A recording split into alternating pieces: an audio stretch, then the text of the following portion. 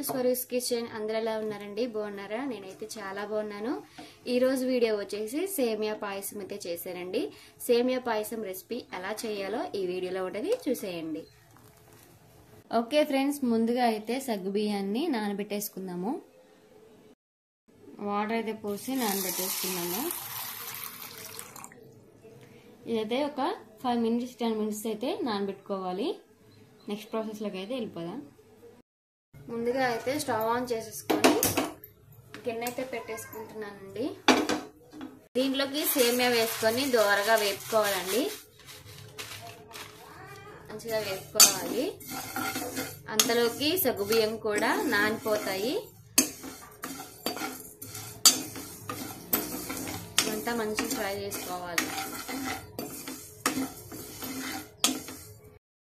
ఇలా ఫ్రై చేసుకుంటూనే ఉండాలండి.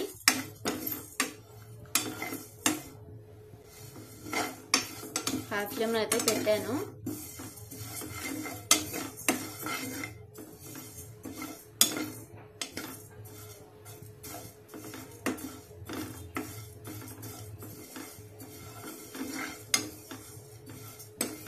ఇలా ఫ్రై చేసుకుంటూ ఉంటే మనకి మంచిగా ఫ్రై అవుతుంది.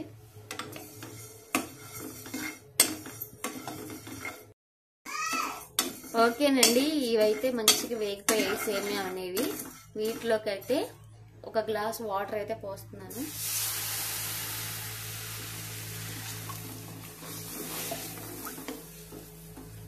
ఇవన్నీ గడ్డలు లేకుండా మొత్తగా నలుపుకోవాలి.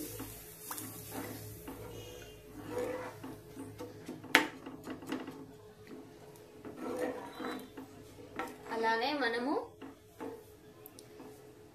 ఇవంతా నానబెట్టుకున్నాం కదండి, నానబెట్టుకున్న సగ్గుబియ్యం కూడా వేసేసుకోవాలండి.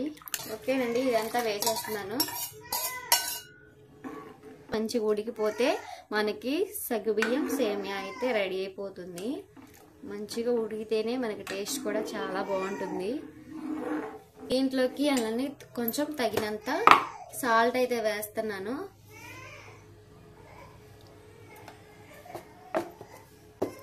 సాల్ట్ అయితే వేసేసాను కదండి, ఇంకా దీనికి మూత పెట్టేసుకొని ఉడికించుకోవడమే. కొంచెం సేపు అయితే ఉడికించుకోవాలి. ఓకేనండి, ఇవంతా ఒకసారి ఉడికిపోయా లేవో ఒకసారి చూసేద్దాం. ఇవైతే ఉడికిపోతున్నాయి. సగ్గుబియ్యం అనేది ఇంకా ఉడకాలి.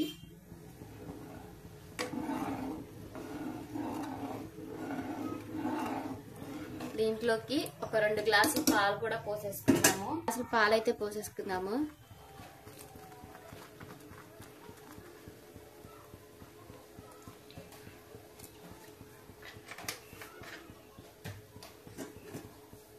పాలు కూడా పోసేసుకున్నానండి. ఇదంతా మంచిగా ఫ్రై అవ్వాలి, ఉడికిపోవాలన్నమాట. ఈ సగ్గుబియ్యం కూడా మంచిగా ఉడికిపోతే మనకి సేమియా పాయసం అనేది రెడీ అయిపోతుందండి. పాలు కూడా వేసేసుకున్నాం కదా, దీంట్లోకి తగినంత షుగర్ కూడా వేసేసుకున్నాము.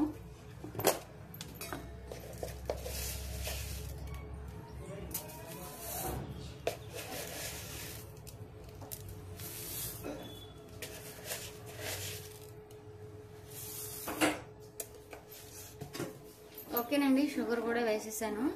షుగర్ కూడా మంచిగా కరిగిపోవాలి.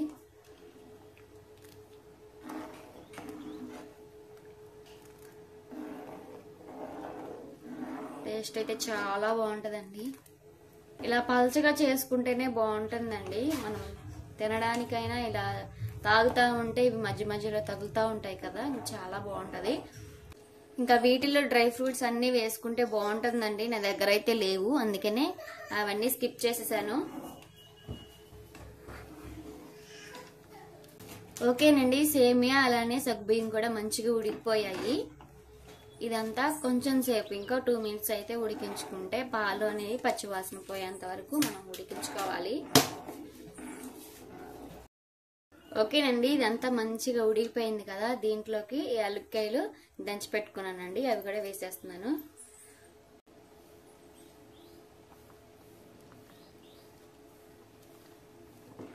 ఇదంతా మంచిగా కలుపుకుందాము. యాలక్కాయ ఫ్లేవర్ అనేది చాలా బాగుంటుందండి.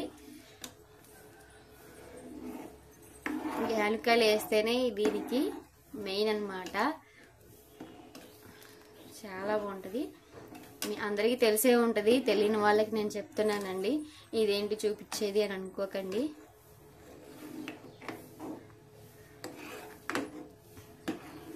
ఓకేనండి, యాలక్కాయలు కూడా వేసేసాను కదా. ఇంకా సేమియా పాయసం అయితే రెడీ అయిపోయింది. ఇంతేనండి. నచ్చితే లైక్ చేయండి, షేర్ చేయండి, సబ్స్క్రైబ్ చేసుకోండి. Bye bye.